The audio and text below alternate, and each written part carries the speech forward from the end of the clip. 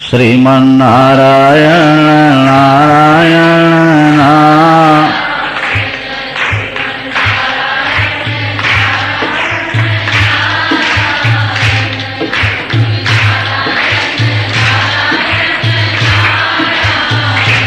लक्ष्मी नारायण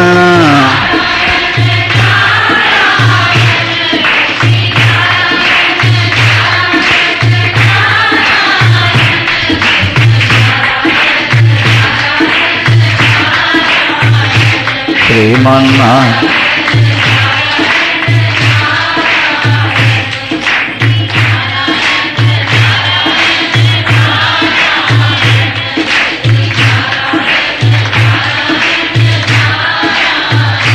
बद्री नारायण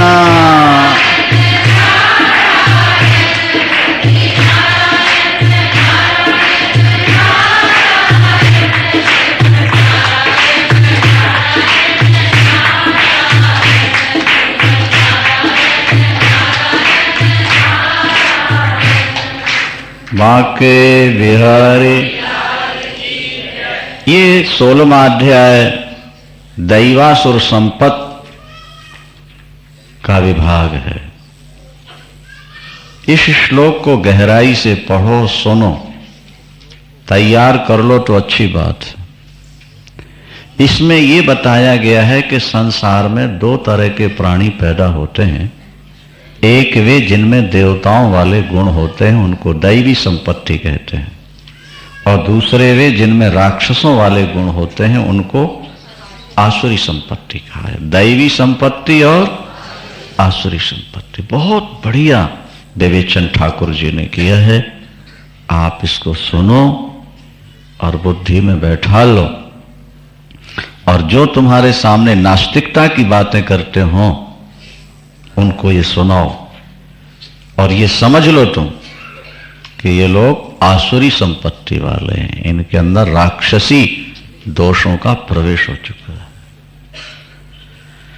जो दैवी संपत्ति वाला है, ठीक, उसके ये 26 गुण हैं उसमें। अभयम, वो किसी से डरता नहीं, किसी को डराता नहीं। क्या समझे आप? अभयम।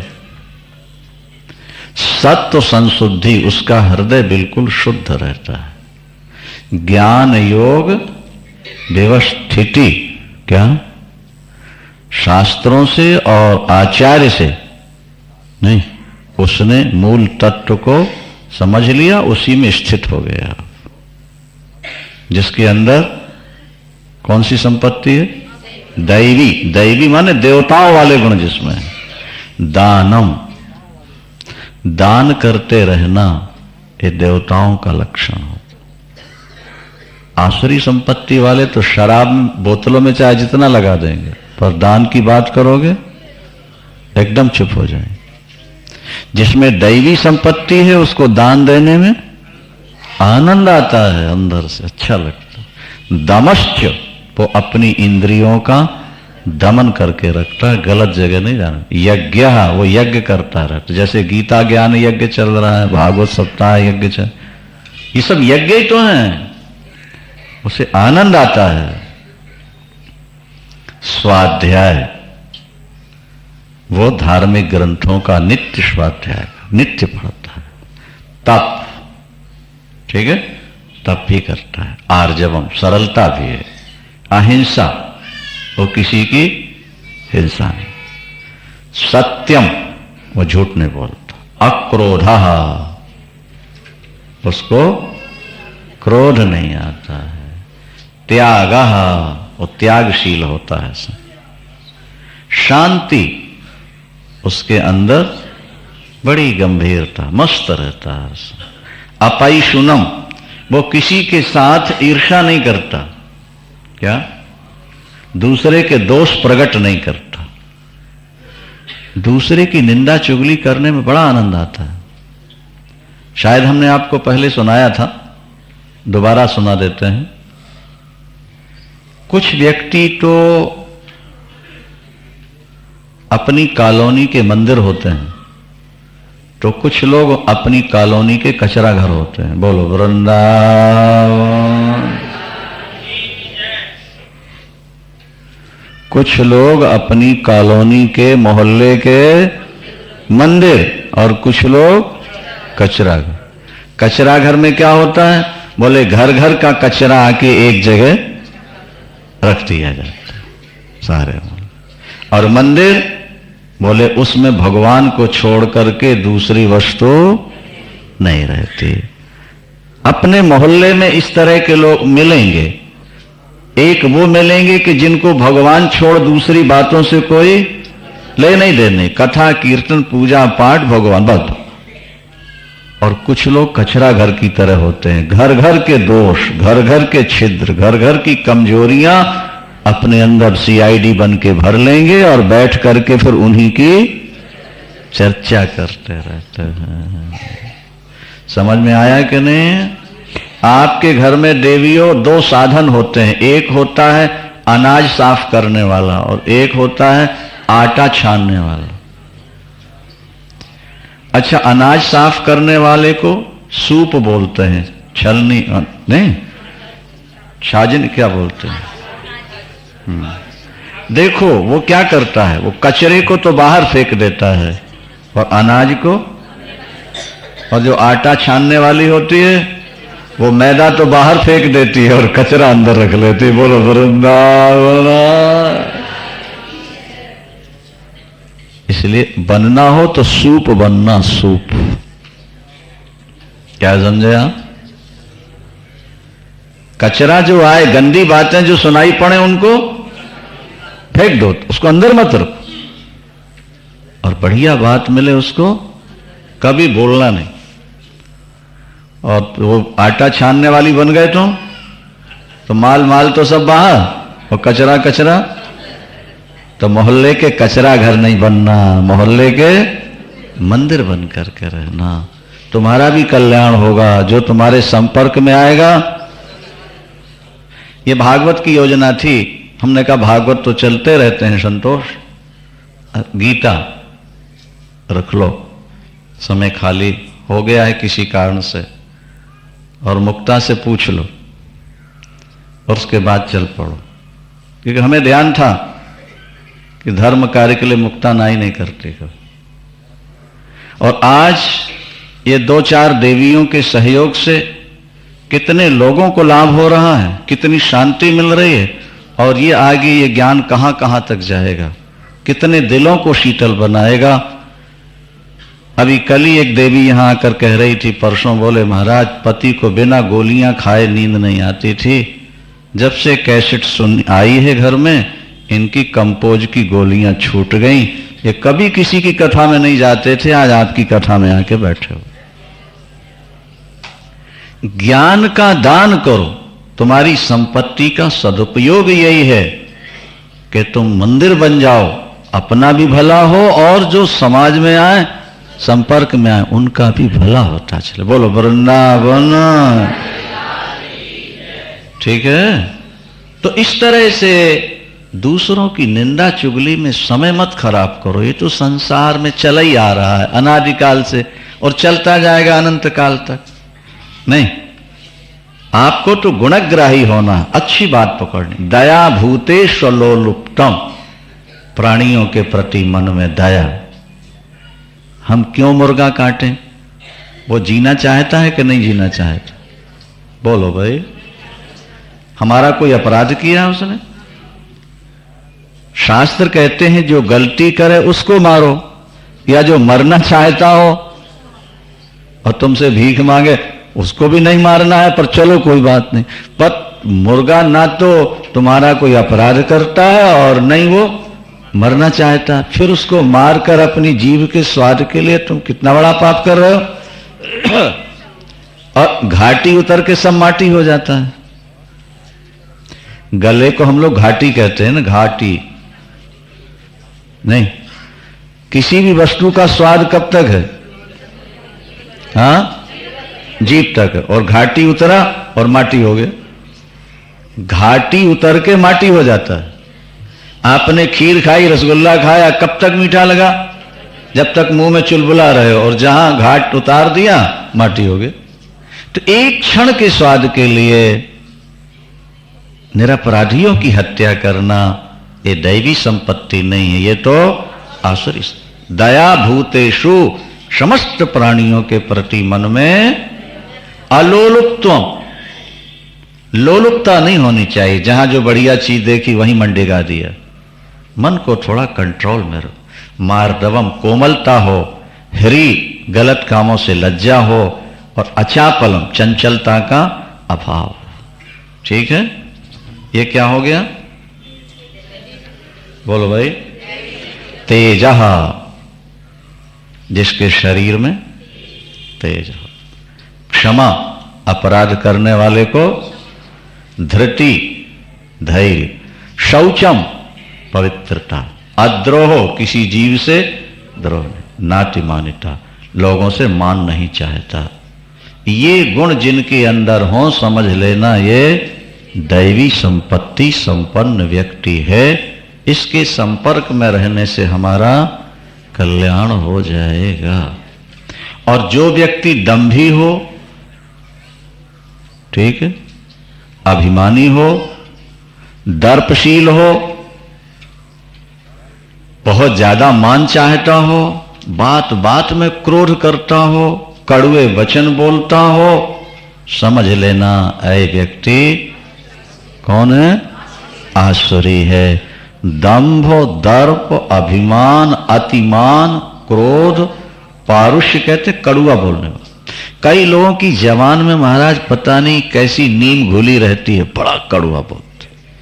और किसी किसी की जबान में ऐसा अमृत भगवान घोल देता है कि वो बोलते हैं तो लगता है सुनते ही रहो, बस सुनते ही रहो। नहीं तो बहुत कड़ुआ बोलने वाला, बात बात में क्रोध करने वाला, लोगों से ज्यादा सम्मान चाहने वाला, मैंने ये किया और मैं ये कर सकता हूं, ये कौन सी संपत्ति है? आसुरी संपत्ति क्या करेगी? और दैवी संपत्ति का फल क्या है? भगवान कहते हैं दैवी संपद विमोक्षाय, जिसमें दैवी गुण आ जाएंगे उसकी मुक्ति हो जाएगी संसार सागर से। और आसुरी संपत्ति आ गई तो निबंधाय, उससे क्या होगा? बंधन पड़ जाएंगे। बार बार जन्मना और मरना पड़ेगा जो व्यक्ति आसुरी संपत्ति संपन्न हो। अर्जुन सोचने लगा, मैं धनुष बाण लेके खड़ा हूं युद्ध करने के लिए, कहीं मुझ में आसुरी संपत्ति तो नहीं आ गई। पहले के लोग अपने को देखते थे, भगवान समझ गए अर्जुन थोड़ा घबरा रहा है। भगवान ने कहा मां सुचा, अरे भाई सोच मत करो तुम। अर्जुन क्या सोच रहे हो? बोले कुछ नहीं प्रभु, मैं सोच रहा था कहीं मुझ में तो नहीं कोई आसुरी संपत्ति। बोले नहीं मां शुचा, सोच नहीं करो। संपदम दैवीम अभिजातोसी पांडवो, तुम तो दैवी संपत्ति में पैदा हुए हो, तुम्हारे अंदर दैवी संपत्ति भरी है, आसुरी संपत्ति नहीं। ये भगवान ने कह दिया, तुम्हारे अंदर क्या है? दैवी संपत्ति में उत्पन्न हो। देखो पार्थ, इस संसार में दो तरह के प्राणी हमेशा से पैदा होते आए और आगे भी होते रहे। जैसे दिन और रात का जोड़ा है ना, इसी तरह आस्तिक और नास्तिक का जोड़ा है। दैवी और आसुरी संपत्ति वालों का। पहले नास्तिक नहीं थे ऐसा नहीं था क्या? और पहले आस्तिक नहीं थे ऐसा भी नहीं था। और आगे नास्तिक नहीं रहेंगे ये भी नहीं, और आगे आस्तिक नहीं रहेंगे ऐसा भी नहीं। हां, कभी दैवी संपत्ति वाले कम हो जाते हैं, आसुरी वाले ज्यादा, और कभी दैवी वाले ज्यादा हो गए कम हो जाते। भाई कभी सर्दी ज्यादा हो गई और कभी गर्मी ज्यादा हो जाती है। अब देखो, द्वौ भूत सर्गौ लोकेस्मिन् दैव आसुर एवचो दैवो विस्तरशः प्रोक्त आसुरम पार्थनेषु। देखो पार्थ, हमने तुम्हें दैवी संपत्ति तो थोड़ा विस्तार में सुना दी, 26 लक्षण गिना दिए। आसुरी का वर्णन थोड़ा किया है, अब थोड़ा आसुरी का विस्तार भी सुन लो। जैसे दैवी का विस्तार हुआ वैसे आसुरी का विस्तार सुन। अभयम सत्य संत शुद्धि पहले से लेकर के 26 में गुण, ये तो दैवी। अब आसुरी सुनो। प्रवृत्तिम चो निवृत्तिम चो जानाना विदुरासुरा। ये जो असुर होते हैं पार्ट, इनको ना तो प्रवृत्ति का पता है और ना ही निवृत्ति का। किन कर्मों से हम फंस रहे हैं और किन कर्मों से हम मुक्त होंगे, इनको कोई न शौचम, इनके अंदर पवित्रता तो रहती नहीं। ये तो जहां पाएंगे वहीं खा लेंगे, जैसा पाएंगे वैसे ही खा लेंगे। ये तो लेटरिन जाएंगे तो कागज से पहुंचेंगे, पानी भी नहीं लगाएंगे। बोलो वृंदावन। क्या समझे? हाँ भाई, न शौचम, इनमें पवित्रता। ये बिना नहाए खाएंगे, ये संडास वाले कपड़ों भी खा लेंगे, ये जूठा मीठा चाहे जो इनको मिलता रहे खाते रहते। इनमें पवित्रता नहीं रहती, इनका हृदय भी शुद्ध नहीं रहता। न शौचम नापि चाचारा, इनमें आचार विचार कुछ नहीं रहता। और न सत्यम तेषु विद्यते, उनमें सत्य भी नहीं रहता। ये बात बात में झूठ बोलते हैं, भगवान की सौगंध उठा लेते हैं। इन नास्तिकों से पूछो ये दुनिया कैसे बनी है? ईश्वर ने बनाई? वो कहते हैं नहीं, अनीश्वरम जगद आहु अनीश्वर। ये संसार किसी आधार पर टिका है? बोले इसका कोई आधार नहीं है, अपने आप संसार बन गया है। ईश्वर का बखेड़ा तो बीच वालों ने खड़ा कर दिया है।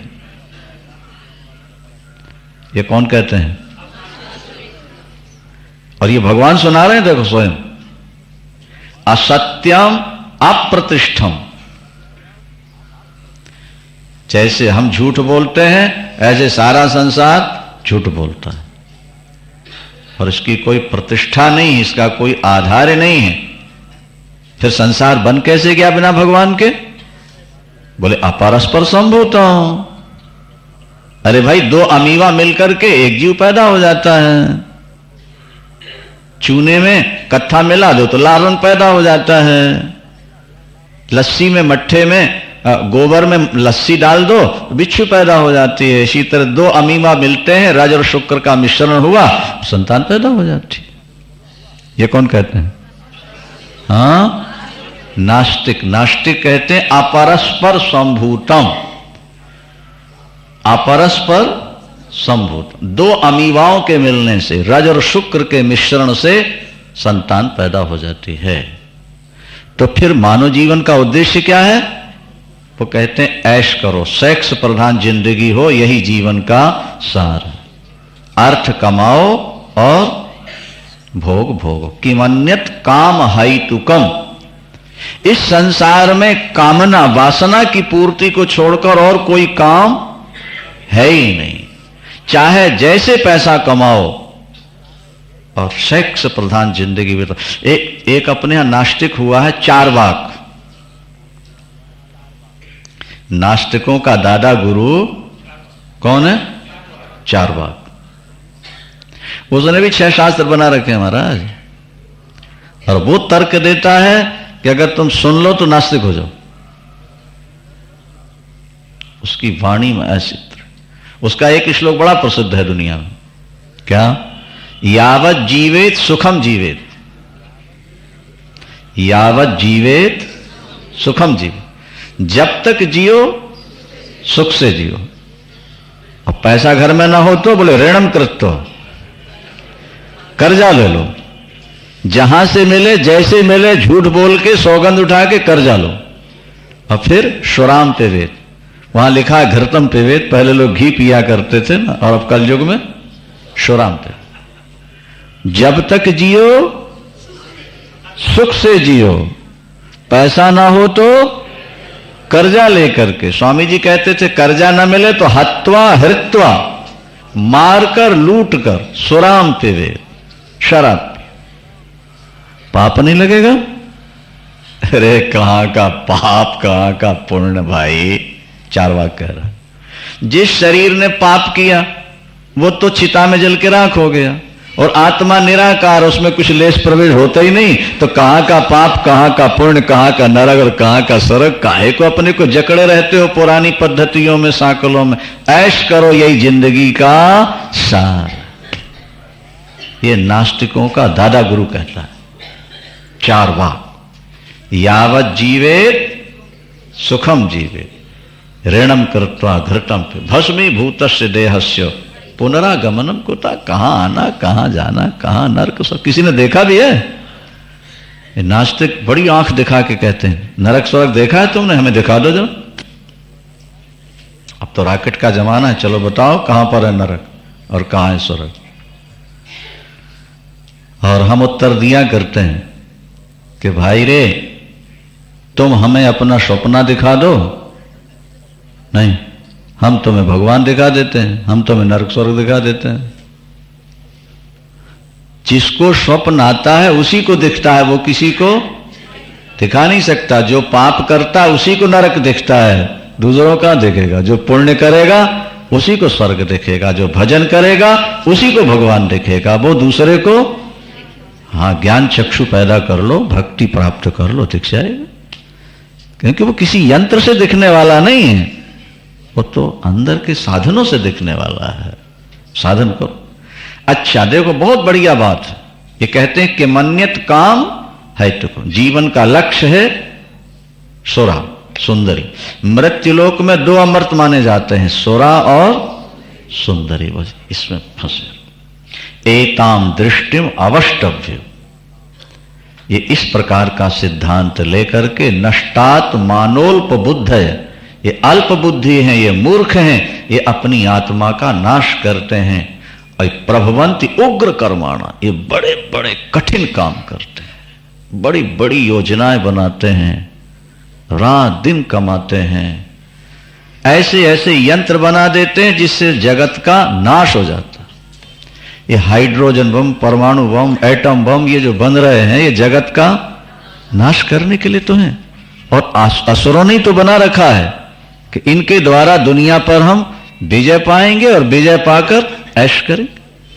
मनु जी ने लिखा है कि जो महाशस्त्र बनाता है वो सीधे नरक में जाता है। मनुस्मृति में लिखा है, महाशस्त्रों का निर्माता घोर नरक में जाता। लेकिन जब आसुरी संपत्ति बढ़ती है तो ये महान शस्त्रों का, आज महाराज इतने शस्त्र दुनिया में बन चुके हैं कि 12 बार सारी दुनिया को खत्म किया जा सकता है, और आधा घंटे में पूरी दुनिया खत्म हो सकती है। ऐसे शस्त्र इस समय बन करके रखे हुए हैं।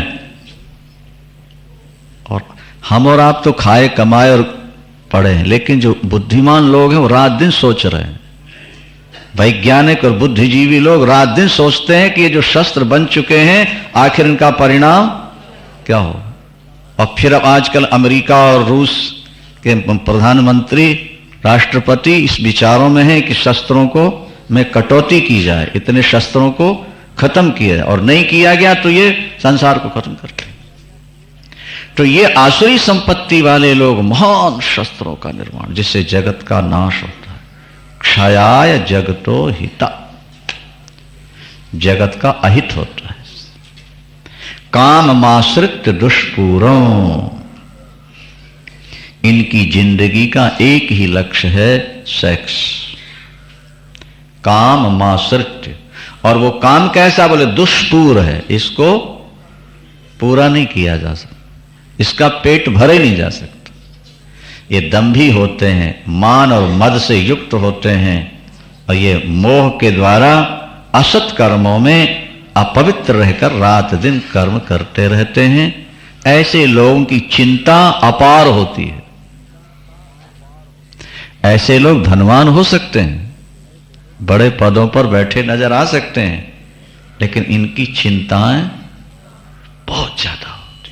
चिंता मपरिमेयांचो, अपरिमित चिंताओं से भरे रहते, हमेशा टेंशन में रहते हैं, तनाव में जीते हैं। प्रलयांताम उपाश्रिताय, मरण पर्यंत चिंता में डूबे। कामोपभोग परमा एता वदिति, उनका निश्चित सिद्धांत है कि मानव जीवन का अंतिम लक्ष्य है कामोपभोग। क्या है? और वही संस्कृति आपके भारत में इस समय फैलाई जा रही है, विदेशों से आई है और अब भारत में वो फैल, गंदे से गंदे पिक्चर, गंदे से गंदे चित्र और गंदी से गंदी पत्रिकाएं और ब्लू फिल्में, नंगा नाच हो रहा है और केवल काम, सेक्स और पैसा, ये दो ही चर्चाएं आज का एक वातावरण बना हुआ संसार। भगवान कृष्ण कह रहे हैं सज्जनों ध्यान रखना, आशा पास सतैर बद्धा, इनके गले में इच्छाओं की सैकड़ों रस्सियां बंधी रहती। आशा पाश, पाश माने गले की फांसी, एक नहीं सैकड़ों रस्सियों से ये बंधे। काम क्रोध परायणा, ये काम क्रोध के परायण। भक्त तो भगवत परायण होता है ना, और ये काम क्रोध परायण होते हैं। ईहंते काम भोगार्थम, काम और भोग के लिए ये धन कैसे इकट्ठा करते हैं पार्थ? बोले अन्यायेनो अर्थ संचया। ये धन कैसे कमाते हैं? बोलो भाई, अन्यायेनो अर्थ संचया। ये देखो भगवान स्वयं कह रहे, जितना ज्यादा भौतिकवाद बढ़ेगा समाज में उतना ज्यादा अन्याय, अत्याचार, पापाचार फैलेगा। आज जिसकी तनख्वाह 2000 2500 है, उसके घर में करोड़ों रुपए पड़े हो, जो किसी पदों पर बैठ गए हैं, जिसको कुछ अधिकार मिल गए हैं। क्या समझे आप? ये लोग मंच पर खड़े होकर के समाजवाद की बात, गरीबों की भलाई की बात करते हैं और स्विट्जरलैंड में इनके करोड़ों रुपयों के खाते भी पड़े हुए, कई पीढ़ियों की व्यवस्था होती है।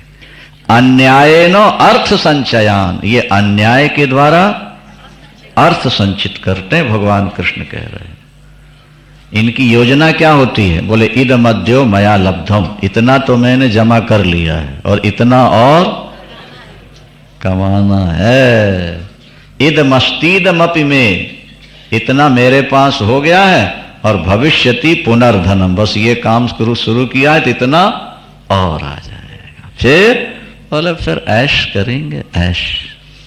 हमारे गुरुदेव ने लिखा है मार्क्सवाद राम राज्य में, कार्ल मार्क्स, कम्युनिस्टों का दादा गुरु है ना कार्ल मार्क्स, उसका खंडन करते हुए स्वामी जी ने लिखा है कि जब नास्तिक व्यक्ति संपन्न होगा नहीं तो भोगों में फंसता है, क्योंकि और तो कोई काम है नहीं।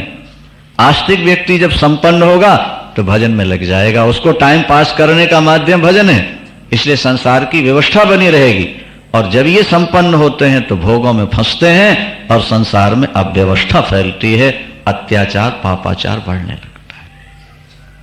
ये लोग क्या करते हैं नास्तिक लोग? बोले असौ माया हता शत्रु, मैंने इस शत्रु को मार दिया, बस वो शत्रु और बचा है, उसको और मिटाना है। अरे मैं ईश्वर हूं। भगवान को किसने देखा है? एक नास्तिक की पत्नी कहती है मंदिर जाना, वो शराब के नशे में कह रहा है कि मेरा नाम कन्हैया लाल है। हाँ, तेरे घर में कन्हैया बैठा हुआ तो मंदिर जा रही है, बोलो वृंदावन। क्या बोल, मेरे को एक पैक उठा के दे दे, पी लो, यही पूजा है। ईश्वरो हो महम भोगी, मेरे पास तो बहुत भोग है। सिद्धो हूं, अरे मैं तो पीरों का पीर हूं, बलवान, और मैं सुखी हूं, मैं सुखी हूं। आढ्यो भी जन्मानश्मी, मेरे जैसा धनवान कौन हो सकता है? मैं यज्ञ करूंगा और सबसे ज्यादा पैसा खर्च करके सबसे ऊपर हो जाओ। मतलब वो जो यज्ञ पूजन करते हैं ना, वो श्रद्धा से नहीं करते, केवल दूसरों से अपने को बड़ा दिखाने के लिए करते हैं। अनेक चित्त विभ्रांत, इनका एक चित्त नहीं रहता, इनके तो अनेक चित्त होते हैं। कभी ये चाहिए, कभी ये चाहिए, कभी ये चाहिए। मोह जाल 16वां श्लोक है भाई। अनेक चित्त विभ्रांता मोह जाल समावृता प्रसक्ता काम भोगेशु। ये काम और भोग में फंसे रहते हैं। अर्जुन ने पूछा प्रभु फिर ये अंत में जाते कहां होंगे? आप इनको सजा क्या देते हो? बोले पतंती नरके शुचो, ये तो अपवित्र नरकों में जाकर के सड़ा करते हैं, पका करते हैं। अर्जुन इनको सीधे नरक भेज। ठीक समझ में आ रहा है कि नहीं? आत्म संभाविता स्तब्धा धनमान मदान्विता यजंते नाम यज्ञस्ते दंभे नामित पूर्वक। ये दंभ के द्वारा, पाखंड के द्वारा, केवल नाम कमाने के लिए दान करते हैं। इनके मन में श्रद्धा वृद्धा अहंकारम बलम दर्पम कामम क्रोधम च संसृताः मामात्म परदेहिषु प्रद्विषंतो भ्यसूयका। ये आसुरी संपत्ति वाले दूसरे जीवों को सताने में संकोच नहीं करते।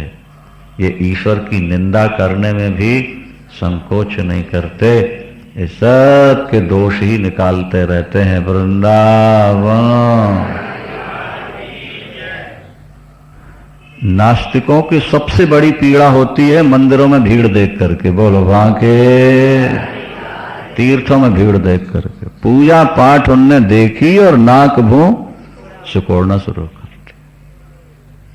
समझ लो ये पक्के राक्षसैया घर में घुस गए। आकर जिनको भजन पूजन से चिढ़ हो, जो सुरा सुंदरी में मस्त रहते हो, समझ लो ये सब आसुरी संपत्ति।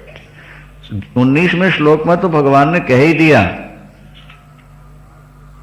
संसार से द्वेष करने वाले नास्तिकों को मैं ऐसी आसुरी योनियों में, पशु पक्षी शरीरों में भेजता हूं जहां इनको डंडे खाते खाते होश आ जाए। नरकों में पकते हैं जाकर के मरने के बाद। आसुरी में योनि मापन्ना मूढ़ा जन्मनि जन्मनि, ये जन्म जन्म दुख उठाते हैं।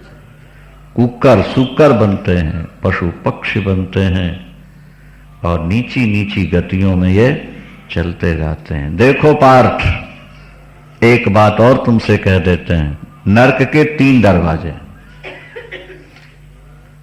नरक के दरवाजे कितने बताए भगवान ने?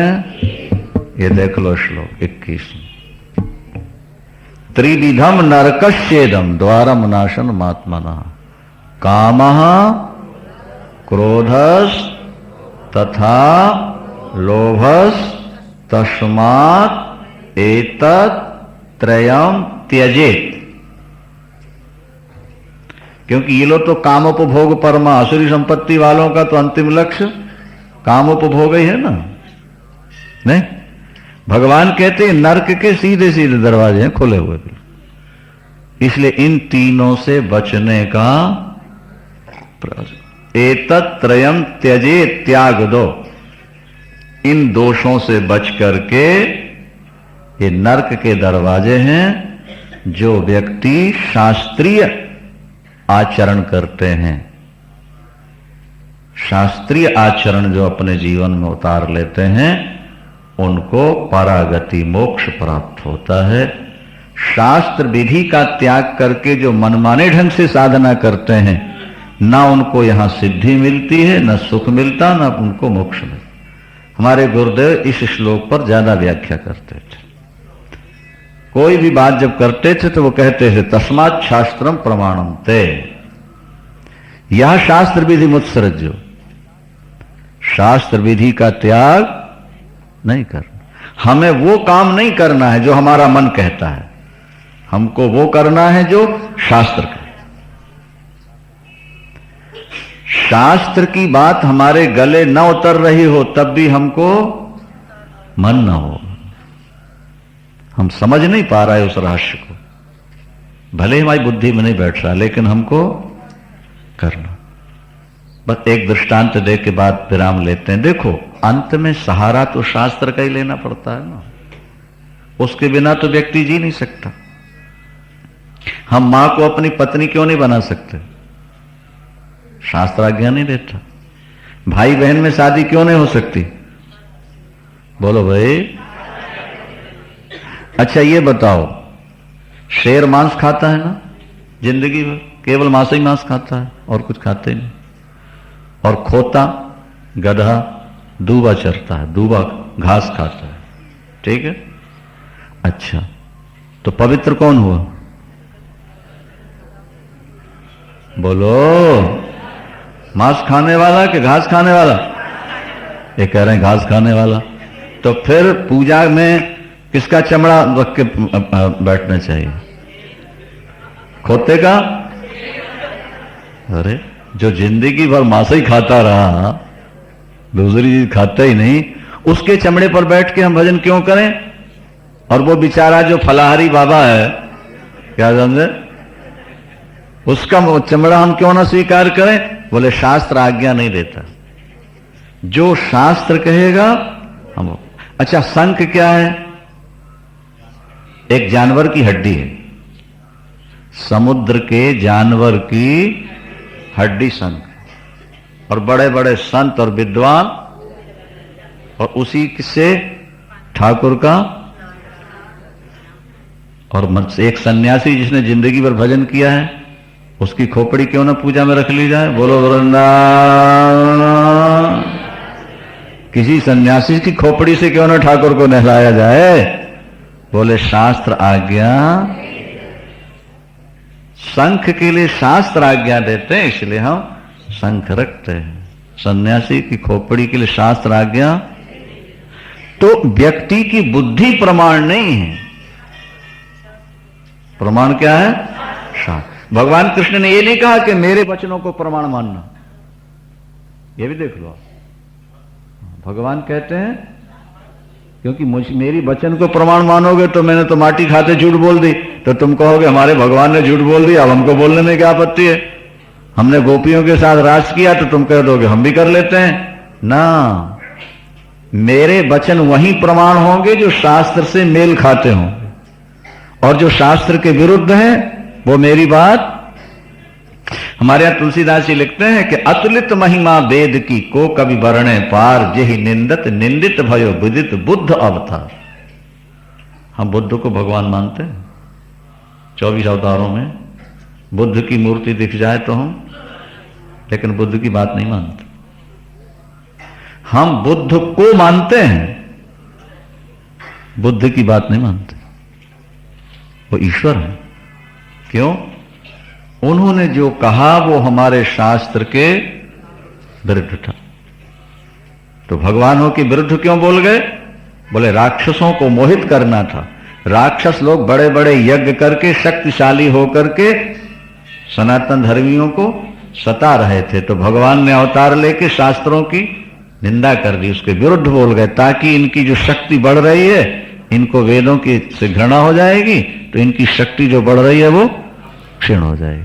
जैसे मोहिनी भगवान ने रूप धारण किया और दैत्यों को छल करके देवताओं को अमृत पिला देता। हम मोहिनी भगवान को तो मानेंगे, लेकिन मोहिनी भगवान ने जो छल किया उसको हम नहीं मान सकते, क्योंकि वो शास्त्र के तस्मात् शास्त्र, यह शास्त्र विधि मुत्सृज्य, शास्त्र विधि का त्याग नहीं करना। हमारे गुरु जी ने ऐसा कह दिया, बाबा वाक्यम प्रमाणम नहीं है, यहां तो शास्त्र वाक्य प्रमाण है हमारे यहां, और नहीं तो सिद्धि नहीं मिलेगी। तो न सिद्धि मां बाप, न सुखम न परम।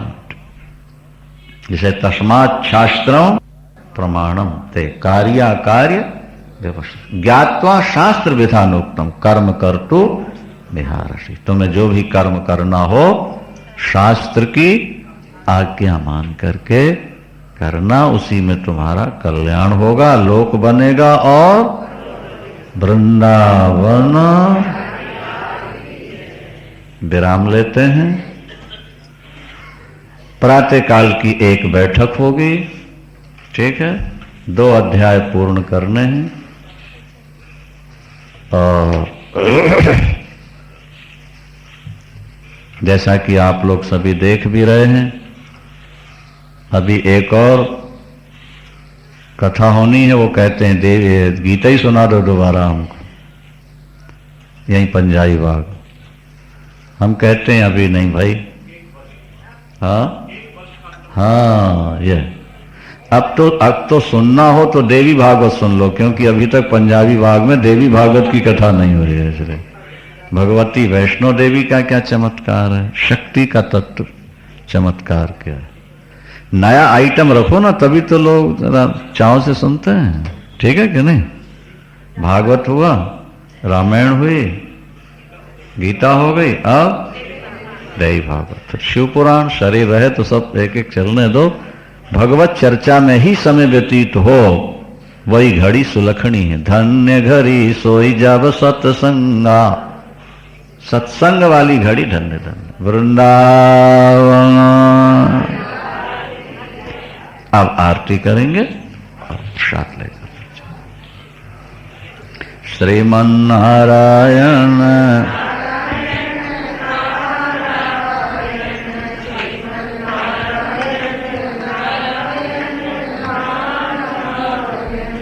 भजमन नारायण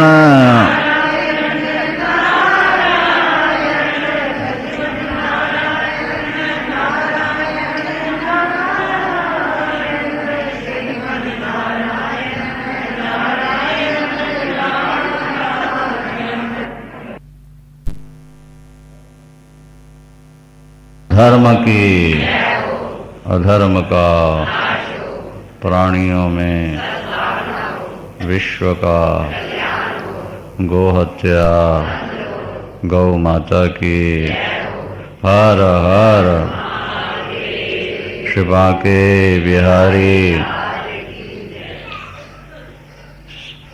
17वें अध्याय में श्रद्धात्रय विभाग योग है। व्यक्ति के जीवन में 3 गुण हैं। गुणों के आधार पर ही उसके हृदय की श्रद्धा बनती है।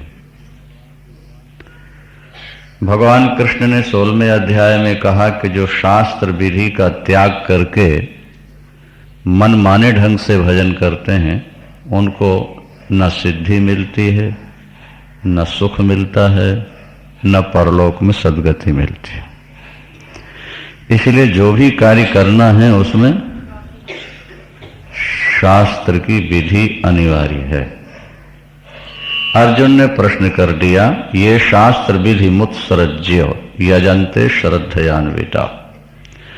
जो शास्त्र विधि का त्याग करके श्रद्धा से पूजन करते हैं, उनकी निष्ठा को प्रभु सात्विक कहा जाए, राजस या तामस कहा जाए।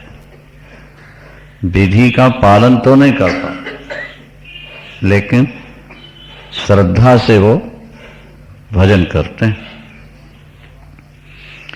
भगवान कृष्ण समाधान करते हुए कहते हैं, त्रिविधा भवती श्रद्धा देहि नाम सा स्वभावज, सात्विकी राजसी चैव तामसी चेत ताम शृणु। देखो पाठ, श्रद्धा 3 प्रकार की होती है, सात्विकी, राजसी और तामस। प्रत्येक व्यक्ति के हृदय में गुण के अनुरूप श्रद्धा होती है और श्रद्धा के अनुरूप सेवा होती है। बहुत ध्यान से बात को सुनेंगे। सत्वान रूपा सर्वस्य श्रद्धा भवति भारत। देखो प्यारे भारत, अर्जुन, सत्व कहते हैं हृदय। व्यक्ति की श्रद्धा अपने हृदय के अनुरूप ही होती है, माने जैसा हृदय बना होता है वैसी ही श्रद्धा होती है। क्योंकि ये पुरुष श्रद्धामय है। जैसे मनुष्य के अंदर खाने की, पीने की, देखने सुनने की भावना है, इसी तरह एक श्रद्धा नाम का अंदर तत्व है कहीं ना कहीं व्यक्ति की श्रद्धा जरूर होती है। बिना श्रद्धा के व्यक्ति रह नहीं सकता। अभी किसी ने हमको बताया कि कम्युनिस्ट जो ईश्वर को नहीं मानते, एक ने बताया कि हम जब रूस गए तो लेनिन की समाधि देखने गए, तो वहां देखा कि बड़ी लंबी लाइन लगी थी, हाथों में पुष्प लिए हुए, बड़ी श्रद्धा से लोग खड़े थे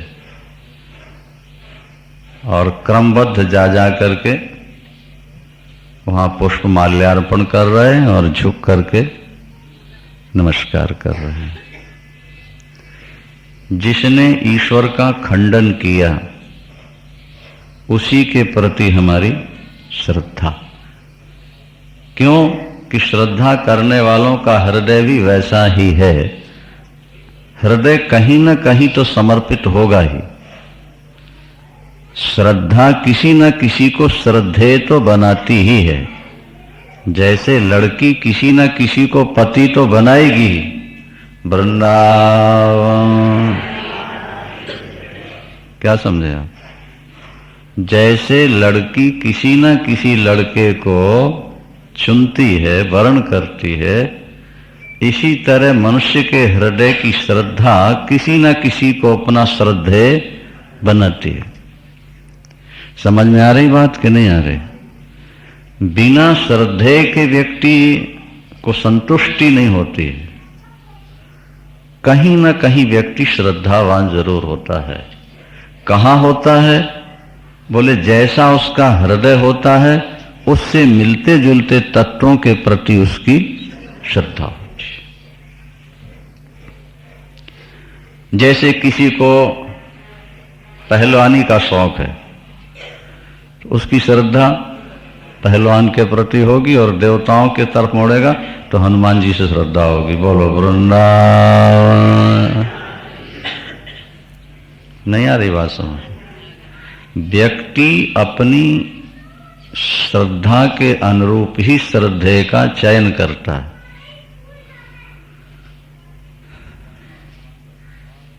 यहां भगवान ने कहा श्रद्धा मयोयम पुरुषः। ये जो पुरुष है वो क्या है? श्रद्धामय है। कहीं ना कहीं ये श्रद्धा प्रकट करे। एक और बहुत अच्छी बात कही प्रभु ने यहां, अगर आप थोड़ा विचार कर सको तो, यो यत् श्रद्धा सा एव सा। बहुत अच्छा वाक्य। व्यक्ति की जिसके प्रति श्रद्धा हो जाएगी, एक दिन व्यक्ति उसका रूप बन जाएगा। जिसके प्रति श्रद्धा है उसकी वही शक्ल हो जाएगी। यूं समझ लो कि हृदय लिक्विड सोना है। यूं समझ लो कि हृदय आपका लिक्विड सोना है, पिघला हो, उसमें कोई शक्ल नहीं है। लेकिन जैसी डाई में उसको डाल दोगे, नहीं, वैसी उसकी शक्ल बन जाएगी। हमारे अंदर जिसके प्रति श्रद्धा होती है ना, प्यार होता है, वो डाई है। और हमारा हृदय लिक्विड सोने की तरह है। जिसके प्रति आपके हृदय में प्रगाढ़ श्रद्धा हुई, प्रीति हुई, बस शरीर छोड़ने के बाद वही शक्ल आपको मिल जानी। क्योंकि आपके हृदय में उसका चित्र बनता है। बहुत गौर से समझेंगे बात को। जिसके प्रति आपके मन में श्रद्धा होगी उसकी शक्ल आपके अंदर बनती है, उसकी एक एक रेखाएं भी आपको दिखती हैं। जहां जितनी प्रगाढ़ श्रद्धा होती है वहां उतनी ज्यादा बारीकी से व्यक्ति देखता है, प्यार से देखता है, और बाद में उसी शक्ल का क्या करता? चिंतन करता है। तो वो चिंतन जो है ना, अंदर जो शक्ल बनती है, माने डाई बनती है। अंदर किसी की शक्ल बनना माने अंदर उसकी डाई बन जाना है। और जब आपकी आत्मा, ये जीव इससे निकलेगा तो उसी डाई में जाकर के तद्रूप हो जाएगा, उसी में।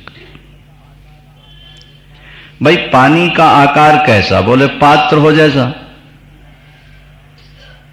पानी का आकार कैसा? उत्तर क्या मिलेगा? पात्र हो।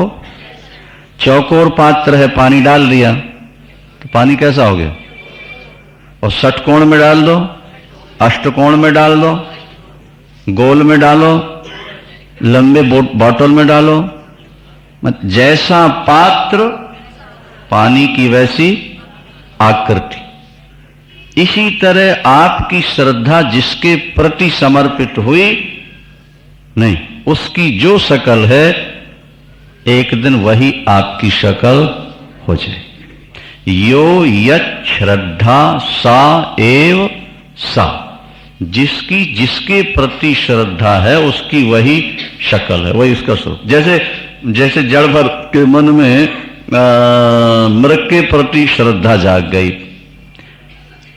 नहीं, प्रीति जाग गई, परिणाम क्या हुआ? मृग बनना पड़ा। पुरंजन के मन में पत्नी के प्रति बड़ी श्रद्धा थी। इसीलिए हम कहा करते हैं कि प्यार अपने से छोटों से मत करना,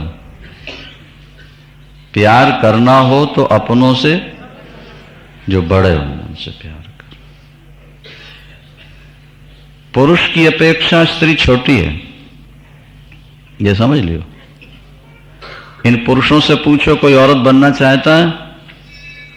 बोलो भाई कोई स्त्री बनना चाहते हो, हाथ उठाओ। कोई नहीं चाहता। देख, और देवियों से कह दिया जाए कि तुम पुरुष बनना चाहती हो, दोनों हाथ उठा देंगे। एक जगह उठवाया तो दोनों हाथ उठा दिए, बोले हम पुरुष बनना चाहते। इसका मतलब क्या हुआ कि पुरुष बड़ा है, वो छोटा नहीं बनना चाहता, और स्त्री अपने को बंधन में महसूस करती, इसलिए वो, ठीक है। तो प्रीति किससे करना है? पत्नी पति प्यार करे पति से, और पति प्यार करे परम पति से। शिष्य प्यार करे गुरु से, और गुरु प्यार करे गोविंद से। दोनों का कल्याण।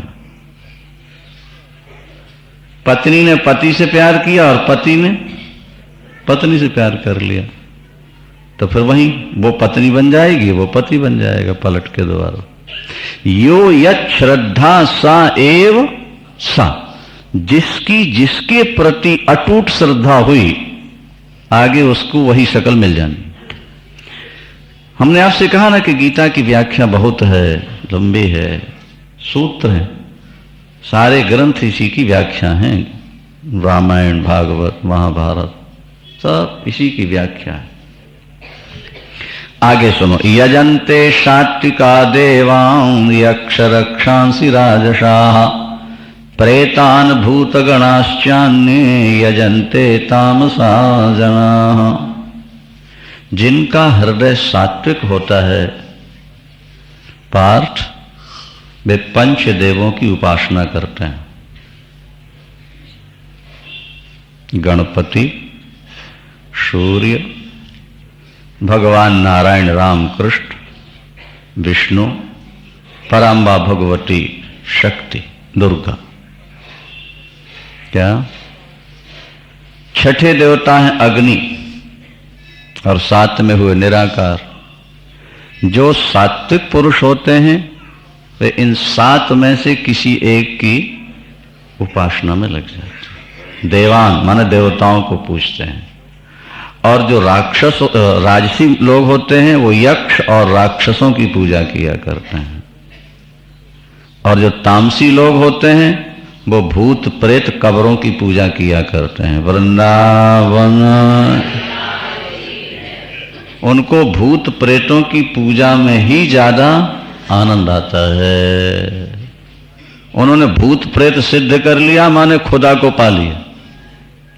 झाड़ा फूंका लगाने लगे, वो सोचते हमको सिद्धि मिल गई। ये झाड़ना फूंकना कोई सिद्धि नहीं है।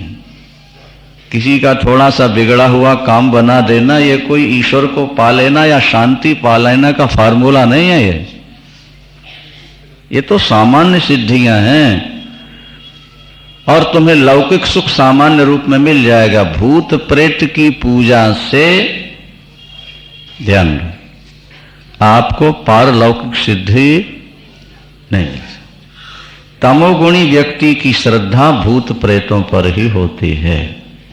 शास्त्र विधि का त्याग करके जो लोग कठिन तप करते हैं, दंभ और अहंकार से संयुक्त होकर काम राग और अपनी शक्ति से के अभिमान पर शरीर को जो सुखाते रहते हैं, क्या वो अंदर बैठे मुझको भी तकलीफ देते रहते हैं, उनको असुर ही समझना चाहिए। उनको जो शास्त्र विधि मानते नहीं, अच्छा, शास्त्र विधि के विरुद्ध जो भजन तप करते हैं, शरीरों को सुखाते रहे। भाई तप तो हिरण्यकश्यपु ने भी किया है और तप रावण ने भी किया है, और कहा जाए तो अतिशयोक्ति नहीं होगी कि शास्त्र को मानने वाले इतना कठिन तप नहीं कर पा रहे जितना तप उन लोगों ने किया। 100 वर्ष देवताओं के 100 वर्ष तक दृष्टि ऊपर, हाथ ऊपर, पैर के अंगूठे के सहारे खड़ा रहना, बोलो ये सामान्य तप है? किसने किया था? हिरण्यकश्यप। और आप तो पुष्प भगवान को चढ़ा दोगे, बेलपत्र चढ़ा दोगे, जल चढ़ा दोगे, चंदन चढ़ाओगे, नारियल चढ़ाओगे। रावण क्या करता है? अपना सिर काटता है। नमः शिवाय शंकर पर आप लोग पूर्णाहुति पर नारियल में घी भर के पूर्णाहुति देते हो। वो सिर काटता है, सिर के अंदर घी भरता है और फिर पूर्णाहुति करता है। तो तप तो उन लोगों ने भी किया है और बहुत कठिन तप किया है, लेकिन उनको सात्विक तप नहीं कह सकते। क्यों? कि उनके तप का उद्देश्य था दूसरे की धन धरती छीनना, दूसरे की बहु बेटियों को छीन करके ऐश कर। नहीं समझ में आ रही बात? तप करना, उसका उद्देश्य ठीक होना, तब तप ठीक है, और वो सात्विक व्यक्ति ही कर सकते हैं। ठीक है? वृंदावन जिस तप का उद्देश्य गलत हो या क्षणिक हो, वो बहुत बढ़िया नहीं माना जाता। अब 3-3 बातें यहां गिनाई जाएंगी, उनको आप सुनते चलो, समय ज्यादा नहीं लगाएंगे। अच्छा, भोजन 3 प्रकार का, यज्ञ, तप और दान भी 3 प्रकार का। सात्विक भोजन क्या है? जो आयु को बढ़ाए, हृदय को शुद्ध करे, शक्ति बढ़ाए, निरोग रखे और दूसरों से प्यार बढ़ाए, ऐसा भोजन सात्विक कहलाता है। आयु बढ़ाए। आज डॉक्टरों ने रिसर्च करके ये निर्णय दे दिया कि नॉन वेजिटेरियन की अपेक्षा वेजिटेरियन व्यक्ति की आयु 10 साल कम से कम ज्यादा होती है। क्या समझे आप? ये डॉक्टरों का निर्णय है। कम से कम 10 वर्ष सात्विक भोजन करने वाला व्यक्ति अधिक जीता है, स्वस्थ और सुखी रहता है। लोग हमसे पूछते हैं आपका गला कभी खराब नहीं होता? आप 12 महीने बोलते हो, 5-5 घंटे प्रतिदिन बोलते हो। आप लोग भी तो देख ही रहे हो। नहीं बीच में कभी पानी पीना तो नहीं, कभी मिश्री खानी तो नहीं, कभी इलायची रखनी। भयानक गर्मी में भी कार्यक्रम चलते हैं। सात्विक भोजन करोगे नहीं तो प्यास लगेगी, नहीं ज्यादा बीमारी आएगी, नहीं, और नहीं जल्दी बुढ़ापा आएगा, और नहीं ज्यादा मन विषयों की ओर दौड़ पाएगा। वृंदावन